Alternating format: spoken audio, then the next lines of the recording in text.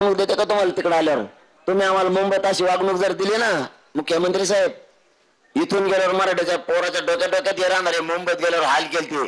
तुमच्या सुद्धा तुमच्या नेत्याच्या मनात, तुमच्या कार्यकर्त्याच्या मनात सभा होत्या, असंच होणार आहे. मग तिकडे बी तुमच्या तिकडे आलं मग तुम्ही त्रास देणार, तर लोक आमच्या तिकडे आल्यावर तुम्हाला त्रास देणार. बदलाव होणार. कशाला असलेला पडायचं? लेकरं लांबून आले, थेंबर पाणी द्यावा, त्यांना एखाद्यावर चटणी भाकर द्यावा. मुंबईत आले म्हणून कदरून जावा म्हणून हाट्याला बंद ठेवले जणू. याला काय धंदा आहे राव?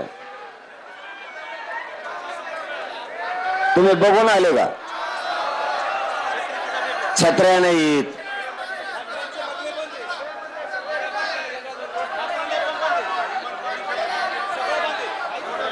म्हणजे याचं कारण असं आहे, हे बघा, जैन मताला तुम्हाला किंमत द्यावा लागेल.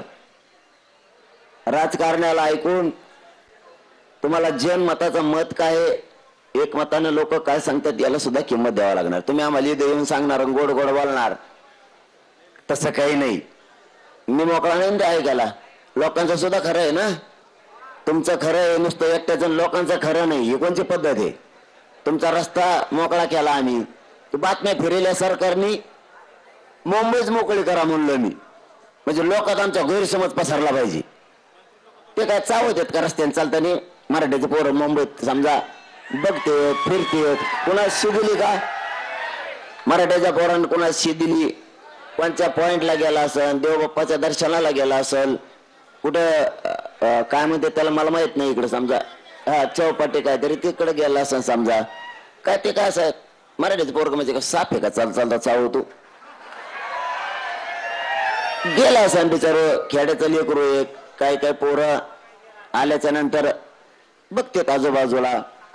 तुम्ही सुद्धा बघता ना का? तुम्ही नुसतं सभाला आला की फक्त सभालाच जाता. खेड्यापाड्यानं आल्या मंत्री येतात, मुख्यमंत्री येतात, आल्या तिथंच जातो का? आधी रेस्ट हाऊसला जाईल, सगळीकडे खोलीचा वास घेऊन बघन कशी आहे काय आहे.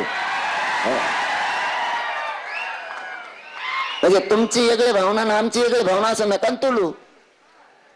तुमच्या दारात आलात तुम्ही आम्हाला एक एक एक एक दिवसाची परवानगी द्यायला काय राव? तसं पाहिलं तर मग परवापासूनच उपोषण चालू, 27 पासूनच. 27चा दिवस मला झोप नाही, रात्र झोप नाही. 28चा दिवस झोप नाही, रात्र झोप नाही.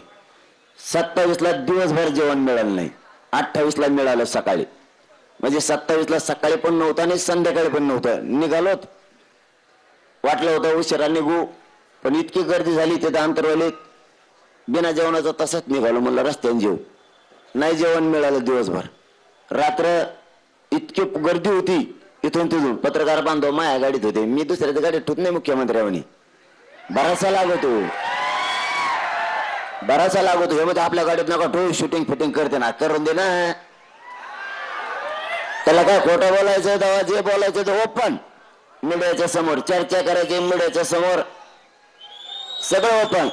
रात्रभर जेवायला नाही मिळालं 27ला. 28ला सकाळी जेवलो. जेच तिथून पुढे मी हुकला, दुपारच्याला थोडं गाडीवर बसून जेवलो. ते काय जमलं नाही, जेवता आलं नाही, थोडंच जेवलो. म्हणजे 28च्या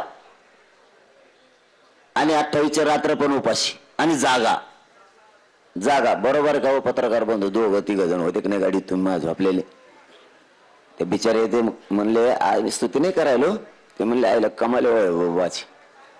अरे ओरिजिनल करतो जे करता. हे कोणी को भरायला हे बाबा होता उपाशीच मारला नाही. उपास हे पत्रकार यांना काय 2-3 टाइम हाणायची सवय आहे आणि 2-3 बायच्या